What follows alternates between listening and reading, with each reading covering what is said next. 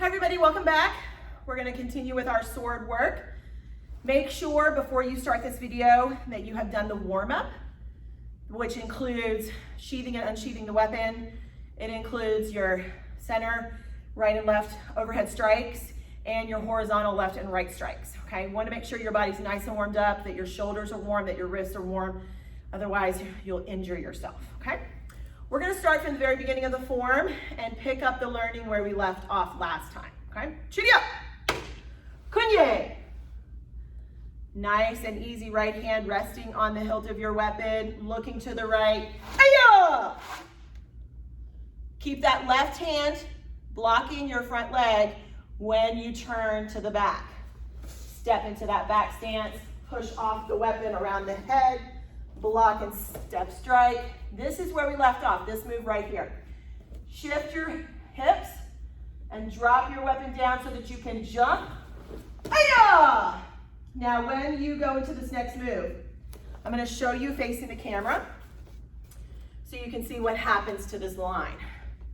When you go step forward with your left foot into an X stance.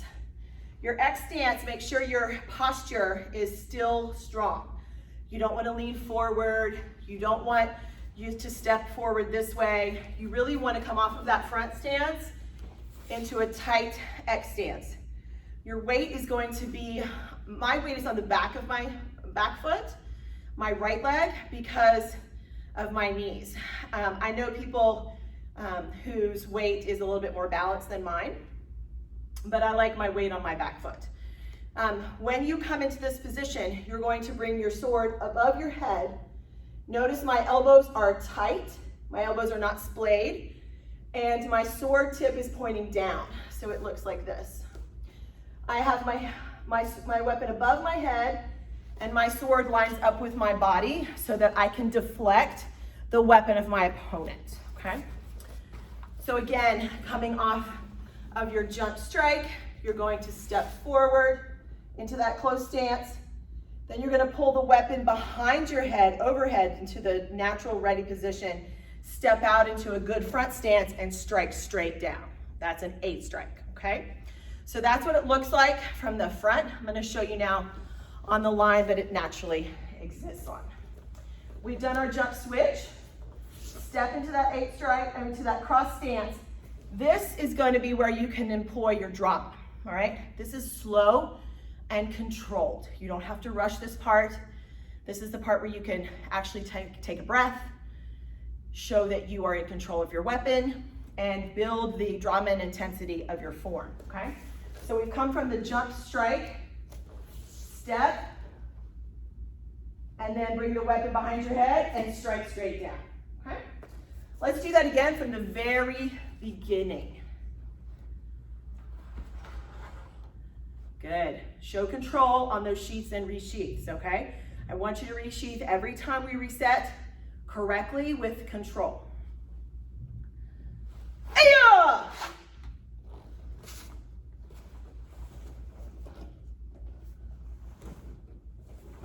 Aya!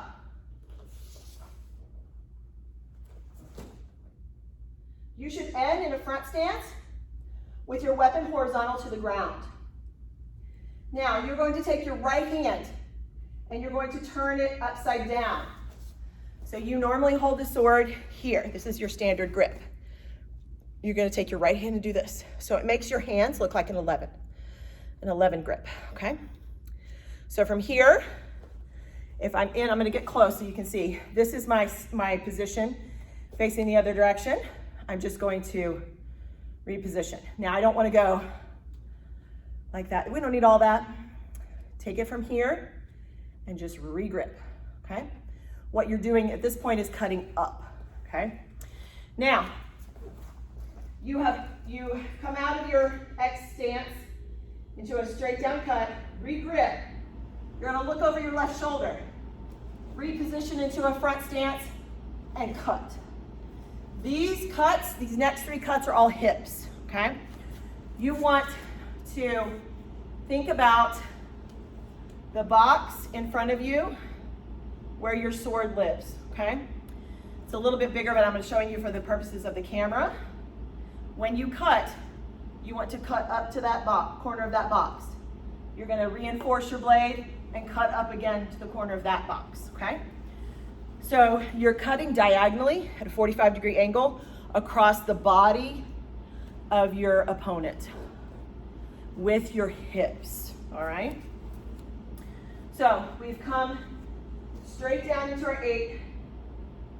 Reposition your grip, look over your left shoulder, cut, okay? Notice my hands are nice and extended. I'm not here, and I don't push the weapon. I use my hips to cut. Drop the blade and reinforce, step again, cut. Let go of the left hand, turn the weapon towards your back, re-grip into that 11 grip, and cut straight down. And you're gonna step from this into a back stance with the weapon right next to your eye. Okay, let's do that again. We're gonna come from our jump switch, X stance, weapon high, turn the weapon around, step into a good front stance, straight down, 8 strike, re-grip, turn and strike, reinforce with your left hand, step and strike, turn it around, strike with those hips again. Use your hips to slice down, right foot back into a back stance, right next to your eyes, okay? I'm gonna get really close to you so you can see this. It's right here. The reason for that is that the blade is reflective and it allows us to use it as a mirror to see our opponents behind us, okay? Let's take it from the top.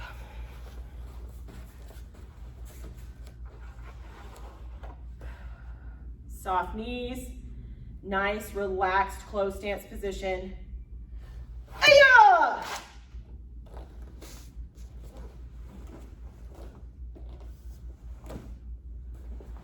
Ay-ya!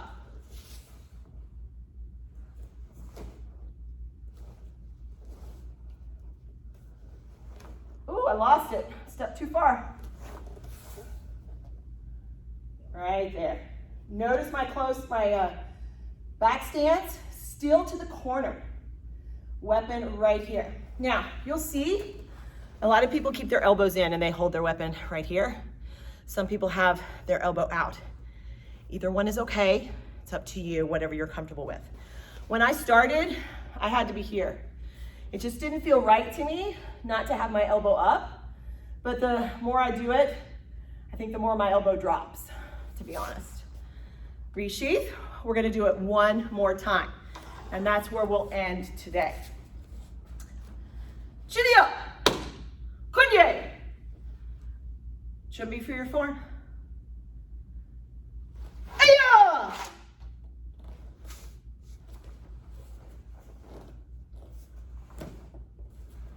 Aya!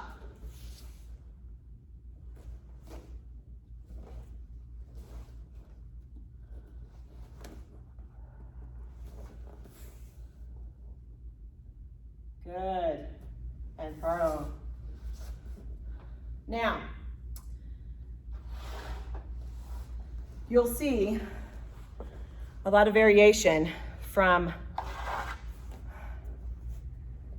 this strike into your rear stance, your back stance. You'll see a lot of people add some flair there. It isn't necessary. Don't forget, this is not XMA. This is traditional sword.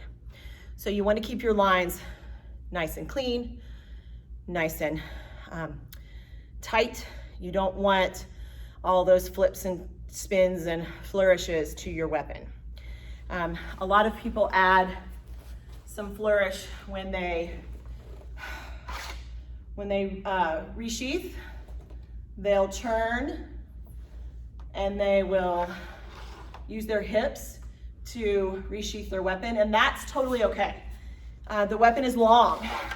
It can sometimes be burdensome to resheath your weapon if your arms aren't long enough.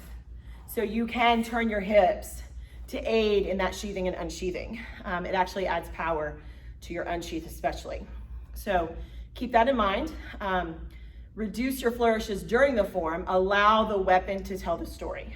The art form is beautiful enough as it is.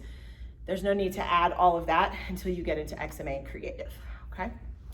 Face me, 준비요! kunye. Awesome job, everybody. See you next time, and we'll go over the last part of the first segment.